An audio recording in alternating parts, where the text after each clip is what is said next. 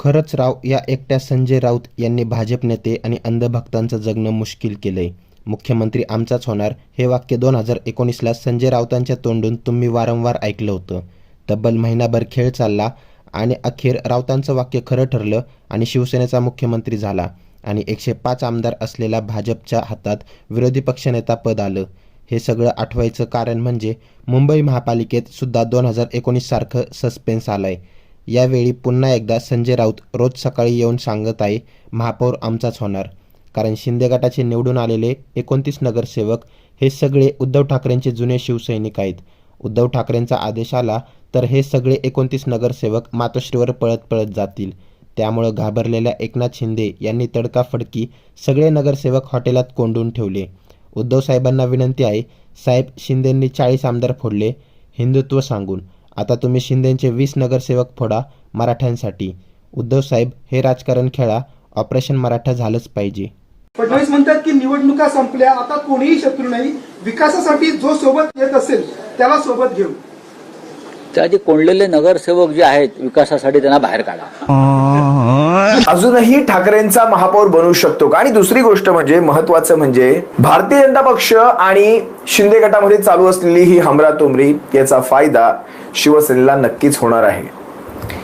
आता लक्षात घ्या, मी तुम्हाला एक गोष्ट अतिशय स्पष्टपणे करून सांगतो. कारण बघा, इतकं स्पष्टपणे मॅन्डेट मिळालेलं आहे. एवढं मॅन्डेट मिळाल्यानंतर सुद्धा यांना आज तुम्ही पाहिलं असाल, जवळपास गेल्या 2 दिवसांपासून सारेच्या सारे नगरसेवक हॉटेल ताजलँड मध्ये आहेत. आणि होय, ही गोष्ट सत्य आहे. याच्यामध्ये कुठलंही असं लपवण्यासारखं किंवा आणखी काही विशिष्ट माहिती सांगण्यासारखं अजिबात काही नाही. गोष्ट सत्य आहे. खरं तर नवल ह्या गोष्टीचं वाटतं, म्हणजे ज्या पक्षाची मुळात सुरुवातच आहे, ज्या पक्षाचा मुळात उगमस्थानच गद्दारी हा आहे, त्यांना आज स्वतःच्या पक्षामध्ये गद्दारी होते की काय याची भीती वाटते. ही सगळ्यात गमतीची बाजू. शिंदे गटाचे नगरसेवक सुद्धा शिवसेनेसोबत जाऊ शकतात. कारण त्यांना ही खात्री मिळालेली आहे की शिवसेना सत्तेच्या अगदी जवळपास आहे. शिवसेना अगदी विशिष्ट आकडा फक्त त्यांना पाहिजे, जवळपास 10 ते 12चा आकडा पाहिजे. हा 10 ते 12चा आकडा जर शिवसेना गाठत असेल तर मात्र शिवसेना ही महापौर स्वतःचा बसवू शकते. इथपर्यंत परिस्थिती आहे. म्हणजे जवळपास 29 नगरसेवक. आता पक्षांतरबंदी कायद्याच्या अंतर्गत जो सारा विषय असतो तो जवळपास 17 ते 18 नगरसेवकांचा आहे. कारण काय ना, कधीतरी एकनाथ शिंदे आपल्याला सुद्धा बनावं लागणार. हे राजकारण आहे. या राजकारणामध्ये प्रत्येक वेळी म्हणजे ते सती सावित्री बनून बसता येणार नाही. या राजकारणामध्ये तुम्हाला राजकीय डावपेच सुद्धा टाकावे लागणार आहेत. आणि तीच ही वेळ आहे.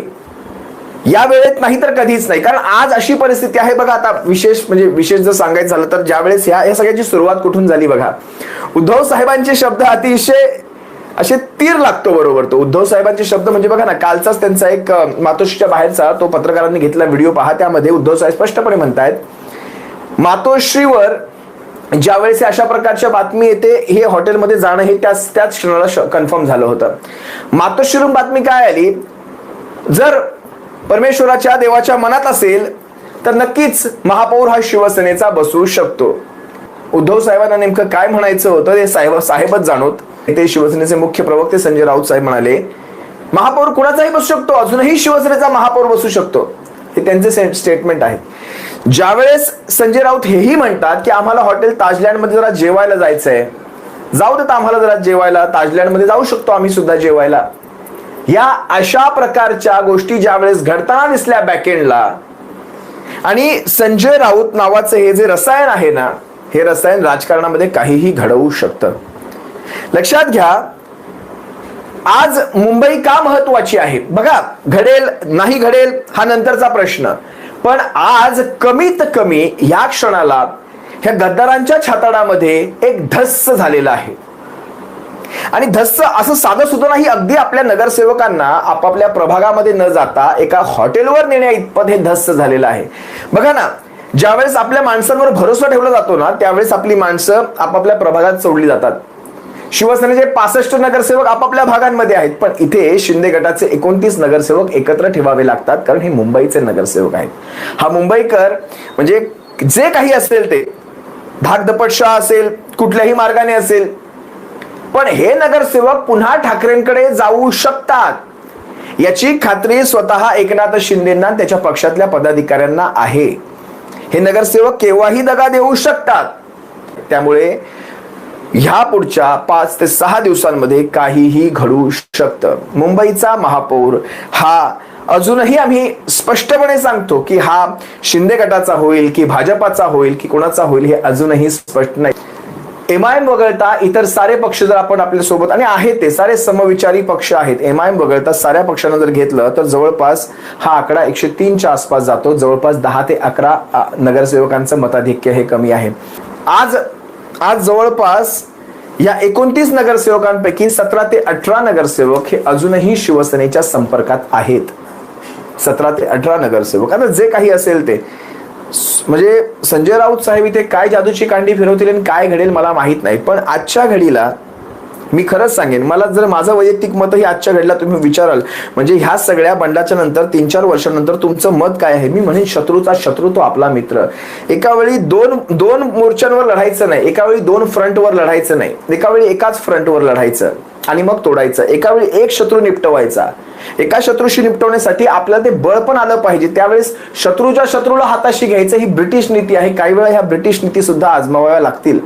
अशा वेळेस सुद्धा जवळपास ठाकरेंचे 72 ते 73 नगरसेवक निवडून येणार. आणि तुमच्या माहितीसाठी सांगतो, जवळपास उद्धव साहेबांचे गेल्या 84 पैकी, गेल्या वर्षी म्हणजे मागच्या वेळेसच्या 84 पैकी जवळपास 66 नगरसेवक हे फुटलेले होते. एकनाथ शिंदे गटाने असतील, भाजपाने असतील, या नगरसेवकांना आपल्या गळाला लावलं होतं. म्हणजे 22च्या आसपास नगरसेवक आपल्याकडे शिल्लक राहिलेले असताना सुद्धा या 22चा आकडा 66 वर नेणं. आणि मुंबईच्या ह्या विजयाने, मी मुंबईला जरी आपला महापौर बसला नसला तरी मुंबईचा हा मी विजय मानतो. हे खरं आहे. मी उद्धव साहेबांशी आजच भेटलो होतो आणि उद्धव साहेबांच्या चेहऱ्यावरचं तेज खूप काही सांगून जात होतं. उद्धव साहेबांना संपूर्णपणे खात्री आहे की भविष्यात या महाराष्ट्रावर मी माझी एखादी सत्ता पुनश्च घेऊन येईल.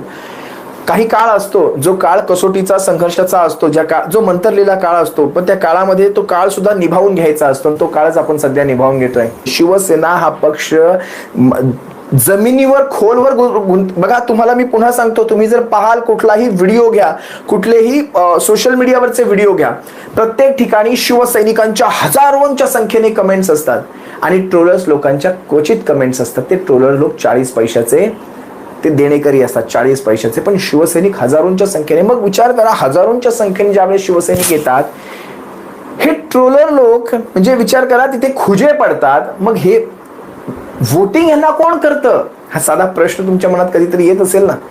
समजून जा काय गोष्टी घडतायत ते.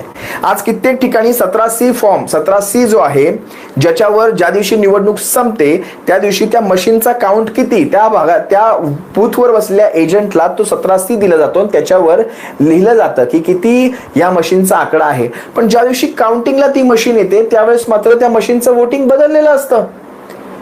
हा जो डिफरन्स आहे हा कित्येक ठिकाणी संशयास्पद आहे आणि त्या डिफरन्सचा उपयोग हे उमेदवार पाडण्यासाठी केला जातो.